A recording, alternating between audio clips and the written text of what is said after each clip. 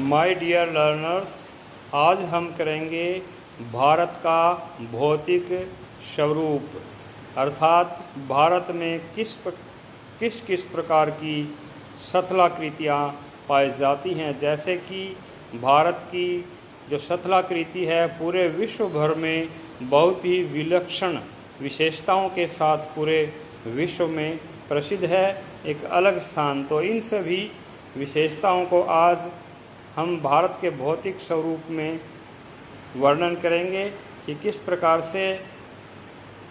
प्यारे बच्चों, भारत का भौतिक स्वरूप समझने के लिए हमें भारत का जो प्राकृतिक मानचित्र है, फिजिकल मैप ऑफ इंडिया को हमें स्टडी करना पड़ेगा। तो ये जो है भारत का प्राकृतिक मानचित्र है, भारत का भौतिक मानचित्र है। तो इसमें भारत में कौन कौन सी शथलाकृतियाँ पाई जाती है उनको बड़े ही विलक्षण तरीके से यहाँ पर प्रदर्शित करने का प्रयास किया गया है। तो इसमें जैसे कि हम देखते हैं कि भारत में विभिन्न प्रकार की शथलाकृतियाँ पाई जाती हैं।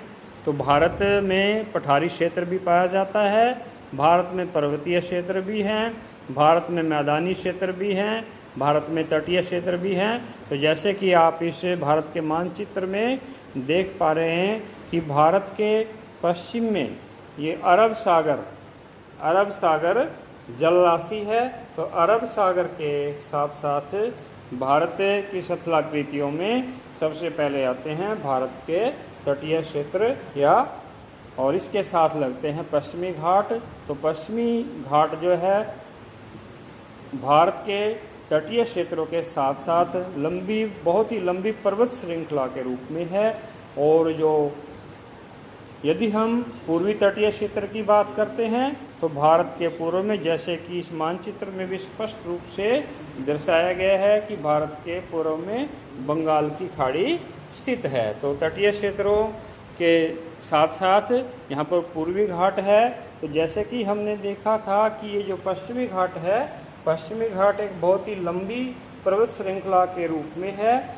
और यदि हम पूर्वी घाट की बात करें तो पूर्वी घाट एक बहुत ही लंबी पर्वत श्रृंखला के रूप में नहीं है, बल्कि इसको जो है महानदी गोदावरी, कृष्णा, कावेरी, इन नदियों के द्वारा अलग अलग भागों में बांट दिया गया है। जैसे कि यहाँ पर ये जो है पहाड़ियाँ दिखाई गई हैं, उसके बाद यहाँ पर ये महानदी इसको जो है बीच में से डिवाइड करती है। उसके बाद फिर आगे फिर पर्वत श्रृंखला शुरू हो जाती है। उसके बाद फिर गोदावरी और नीचे कृष्णा नदी और कावेरी नदियों के द्वारा इसको विभिन्न टुकड़ों में बांट दिया गया है। तो यदि हम पर्वतीय क्षेत्रों की बात करें तो जैसे कि यहाँ पर भी दिखाया गया है कि जो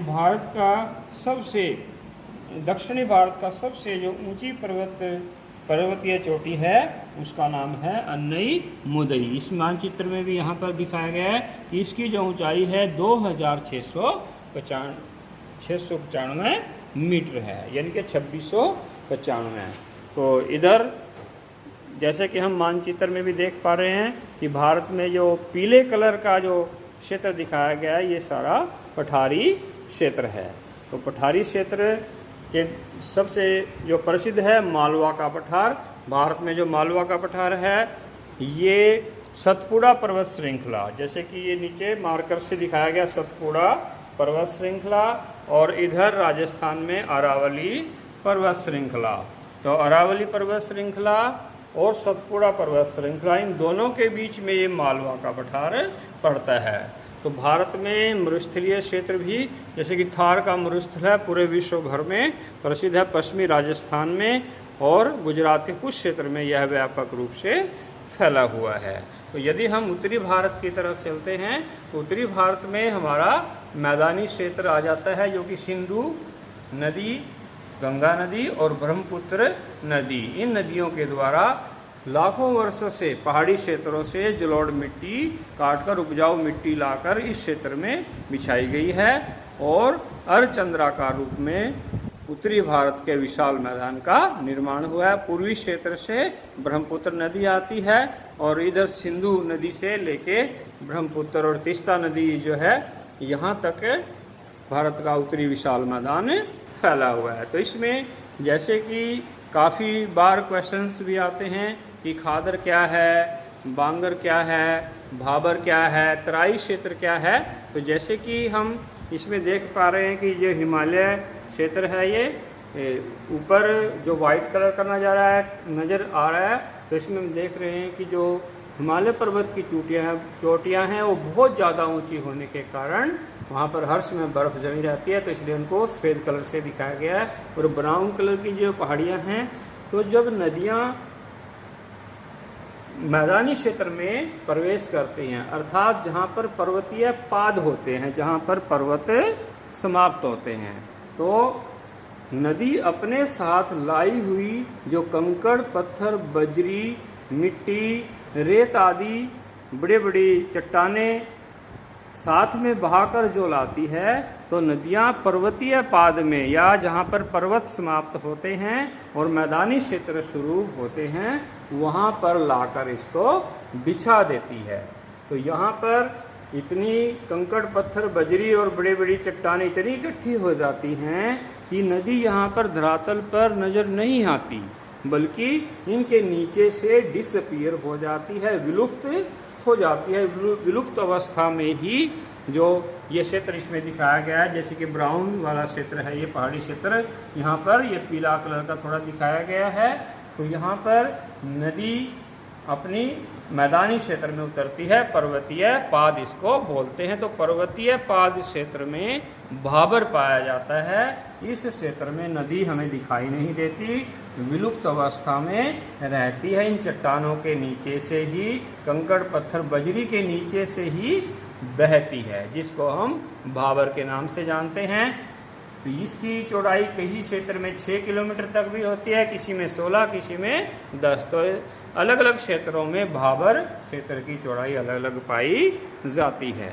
तो उसके बाद जब नदी मैदानी क्षेत्र में ऊपर आती है, तो उस क्षेत्र में जहाँ पर भाबर समाप्त होता है, एक बहुत ही पानी युक्त दलदली क्षेत्र उत्पन्न हो जाता है, जहाँ पर पानी लबालब तरीके से भरा हुआ होता है, मिट्टी में पानी की बहुत अधिक मात्रा होती है। तो इस क्षेत्र को तराई क्षेत्र के नाम से भी जाना जाता है। तो भाबर क्या है और तराई क्या है, इन दोनों में आपको बच्चों अर्थ समझ में आ गया होगा। एक क्वेश्चन जो है और बार बार पूछा जाता है कि खादर क्या है और बांगर क्या है। तो खादर जो है नवीन जलोढ़क मिट्टी जो होती है, अर्थात नदियों के द्वारा लाकर पहाड़ी क्षेत्रों से बिछाई गई जो मिट्टी होती है, जो कि अभी बिछाई गई है, अर्थात नवीन जलोढ़क मिट्टी जो होती है उसको खादर कहते हैं। यह बहुत अधिक उपजाऊ होती है, इसमें कंकड़, पत्थर, बजरी कम होते हैं। लेकिन यदि बांगर की बात करें तो बांगर भी जलोढ़क मिट्टी ही होती है, जलोढ़ मिट्टी है, बहुत अधिक उपजाऊ होती है ये। तो लेकिन पुराने समय में यहाँ पर बाढ़ें आती थी, बाढ़ें आती रही होंगी, नदियों का जल पहुँचता था, तो पुराने समय में यह भी खादर की तरह ही थी। लेकिन अब पानी की कमी होने की वजह से, बारिश कम होने की वजह से अब यहाँ पर पानी की मात्रा कम पाई जाती है और ये जो जलोढ़ मिट्टी है ये पुरानी पड़ गई है। अब इस क्षेत्र में कंकड़, पत्थर, बजरी जो होती है इस मिट्टी में बहुत ज़्यादा मात्रा में पाई जाती है। तो यह मिट्टी खादर मिट्टी की अपेक्षा, जो बांगर मिट्टी है, खादर मिट्टी की अपेक्षा कम उपजाऊ होती है। पहले यहाँ बाढ़ें आती थी, नदियाँ पहुँचती थी, नदियों को पानी आता था, लेकिन इस समय जलवायु परिवर्तन के कारण यहाँ नदियों का पानी इस क्षेत्र में नहीं पहुँच पाता है। तो ये हमारा खादर और बांगर है, भाबर और तराई क्षेत्र है। तो ये जो हमारा उत्तरी भारत का विशाल मैदान है, अर्धचंद्राकार रूप में यह फैला हुआ है। पश्चिम में सिंधु नदी से लेकर, सिंधु नदी तंत्र है, उसमें उसकी जो सहायक नदियां हैं, रावी, व्यास, झेलम, सत, तो ये सभी नदियां, और इधर पूर्व में ब्रह्मपुत्र नदी तंत्र, गंगा, ब्रह्मपुत्र और सिंधु तीनों नदी तंत्रों के द्वारा इस विशाल मैदान का निर्माण किया गया है। तो आगे हिमालय पर्वत कैसे बना, इसका निर्माण कैसे हुआ, भूगर्भीय प्लेटें कैसे होते हैं, इस लेसन की जो आगे आने वाली जो वीडियो है उनमें बहुत अच्छे तरीके से एक्सप्लेन किया जाएगा। Thank you.